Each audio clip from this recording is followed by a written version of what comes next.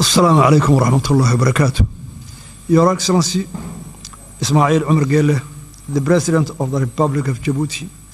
Your Excellency, Dr. Abiy Ahmed, the Prime Minister of Federal Democratic Republic of Ethiopia. Your Excellency, Mohammed Abdullahi Farmajo, President of Somalia. Your Excellency Hassan Ali Khaire, the Prime Minister of Somalia. Representatives of the chairperson of the African Union, if they are here. Your Excellency, Dr. Wargane Gebeyaho, the Executive Secretary of IGAD. Your Excellency, Donald Yamamoto, the U.S. Ambassador. Excellency, distinguished guests, ladies and gentlemen, all protocols observed, good afternoon. Mr. President and Chairman as well, first and foremost, let me say that it's a great pleasure to be here with you today and to participate the continuation of the dialogue between Somaliland and Somalia. Allow me to extend my sincere appreciation to the regional, continental, and international community for your presence here today to discuss a topic of great importance to the Horn of Africa. Allow me to further thank His Excellency, President Ismail Omar Gelle, and the people of Djibouti for their warm and brotherly hospitality in welcoming us in this beautiful country. Though we may be separated by land and sea, nothing will diminish the important role you all play and will continue to play in your efforts to bring peace and stability to the African continent. The region is suffering from a combination of unprecedented challenges, which range from the COVID-19 to environmental and socio-economic issues. Regional cooperation and hegemony is urgently required to steward the vulnerable to more prosperous and stable future. Restarting of these mediation talks with international support is an important factor in securing a more sustainable future in the fulfillment of onerous and worthy duty of building a safe, secure, and stable relationship for the people, for Somaliland and Somalia. Excellencies, allow me to stress the current phase that we are entering is a crucial in shaping the future of the future bilateral relationship between our two neighboring countries, regional stability, and sustainable and prosperous future for the Horn of Africa. However daunting or important such a task is, I remain confident and optimistic that through our and your attention, commitment, hard work, and dedication, we will be able to contribute to the peace and security landscape across the continent of Africa. Excellencies, allow me to present a brief historical background on how we got to where we are today. Republic of Somaliland received its independence from the United Kingdom 26 June 1960. Notification of that independence was duly registered with the United Nations, and 35 countries recognized Somaliland. Somaliland voluntarily united with Somalia 1st July 1960 to form the Somali Republic. The union was not legally binding, as the Act of Union was never formally signed. Therefore, the unification effort fell short of the requirements mandated by domestic and international law. From the beginning, the union malfunctioned as Somaliland people were hugely oppressed. The people of Somaliland expressed their displeasure with the Union by overwhelming voting against the new constitution in the referendum held in 1961 and followed full-scale struggle against the Somali Republic. The result in the collapse of Somali Republic in 1991 and the restoration of the independence of the Republic of Somaliland 18 May 1991. Since restoring our independence, Somaliland, with its scarce resources and with limited international support, has embarked on a steady, incremental, and progressive agenda of conflict resolution, peace building, and state building, and established good governance and functioning government institutions. We conducted a constitutional referendum in which 97% of Somalilanders voted to support the constitution and the independence. Somaliland, during that period, has made rounds of multi-party free and fair elections, including 3 rounds of presidential elections, 2 rounds of local council elections, and a parliamentary election. Republic of Somaliland has created a conducive environment that enabled a thriving private sector and an inflow of international investment. Somaliland has played an important role in the peace and security of the region and has been a reliable partner in the fight against terrorism, piracy, human trafficking, money laundering, and other forms of organized crimes. Unfortunately, instead of appreciating all those efforts and contributions made by the Somaliland people for the last 30 years, Somalia was in a constant war against the development of Somaliland, economically, security, investment, and this deepened the mistrust and animosity between the two countries. Ever since Somaliland entered hastily into a voluntary union with Somalia, the Somaliland people has been at the receiving end of injustice, discrimination, and state-sponsored genocide at the hands of the Somali government.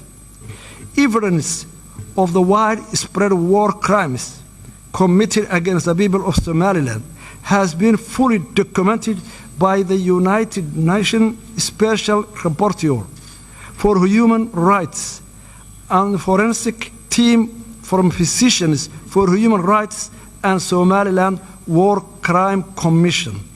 The acts of genocide perpetrated by the Siad Barre regime and are memorialized in more than 200 mass graves in our country. The mass graves, which are still being unearthed, will forever testify to the crimes against humanity committed by the government of Somalia against the people of Somaliland. Therefore, in approaching this present situation in Somaliland and Somalia, it's necessary to have a proper regard to the past and learn lessons from it. The legacy of the oppression against the people of Somaliland cannot be easily swept away. Rather, they must be acknowledged and taken into account when considering Somaliland people's rights to self-determination and independence. The case for Somaliland independence is not unique. This fact is also acknowledged by the African Union mission to Somaliland in 2005. That concluded the situation was sufficiently unique and self-justified in African political history, that the case should not be linked to the notion of Pandora's box. It recommended that the African Union should find a special method of dealing with this outstanding case at the earliest possible date. Furthermore, the 2005 African Union Fact Mission to Somaliland reported that the plethora of problems confronting Somaliland are in part the legacy of political union with Somalia that malfunctioned and brought the destruction and ruin, thereby overburdening the population of Somaliland. Somaliland's claim to independence depends on part its circumstances, including the brief but legal period of independence in 1960. It claims to recognize international borders relating to that period, as can be summarized from the Somaliland's case, unique and demands unique solution. It does not create precedent for other unresolved conflicts in Africa or elsewhere. Somaliland's legal case for independence is the conformity with the international law. Somaliland satisfies the statehood criteria as set out in Montevideo Convention of 1933. Somaliland fulfills the conditions set out in Article 4P of the Constitutive Act of the African Union, which enshrines respect of borders existing on the achievement of independence, since Somaliland borders correspond to those received upon independence from the Great Britain. Somaliland is fully aware that the African context, the exercise of the right to self-determination is linked to the principle of respect for respecting boundaries. Somaliland's case for independence involves restoring borders of it possessed both as a colonial entity as an independent state. Between 1991 and 2000, the Organization of African Union considered to the break-up of two other unions. In 1989, Senegal opted to terminate its 7-year merger with Gambia as Senegambia Federation, and in 1993, Eritrea formerly seceded from Ethiopia. Furthermore, in supporting the Comprehensive Peace Agreement signed in 2005 and subsequently independence of South Sudan and its admission to the African Union, the African Union has accepted the break-up of Southern Sudan. The International Court of Justice, in its legal opinion on Kosovo, declared in 10-4 vote that the declaration of independence of Kosovo of the 17th February 2008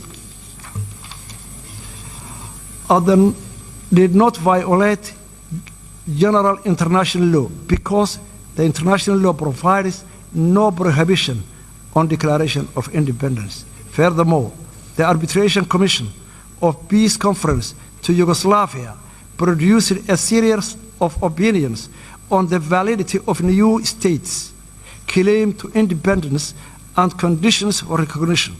The Commission determined inter alia the break-up of Yugoslavia was a case of dissolution rather than cession. Somaliland's pursuit of independence is not a case of cession, but rather dissolution of voluntary union between independent states.